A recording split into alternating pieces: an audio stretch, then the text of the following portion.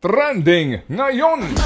Unang trending na balita. O ito, saktong-sakto, oras po ng traffic ngayon, 9:42. Bored ba kayo sa traffic? Naiinis na? Hayaan yung pawiin yan ni Oreo.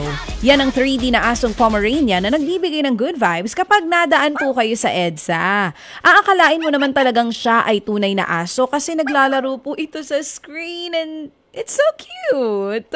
Kapag nadaan kayo sa mall sa Mandaluyong City at na-stuck sa traffic, si Oreo the 3D dog ang bubungad sa inyo sa giant screen. 8 a.m. po yan hanggang alas 10 ng umaga.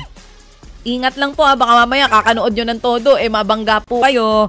Oo, pero safe driving pa rin ha. Huwag hayaang mawala ang focus sa kalsada ng matagal. Nakikita natin ngayon dito sa video para sa mga nakikinig sa radyo.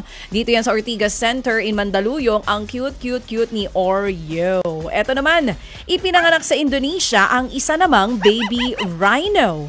Good news ito dahil ang mga Sumatran rhino sa Indonesia ay nearly extinction.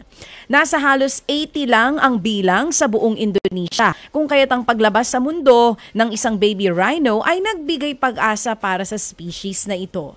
Ang baby rhino ay ipinanganak ng mag-asawang rhino na sina Ratu at Andalas na parehong mula sa Ohio Cincinnati Zoo.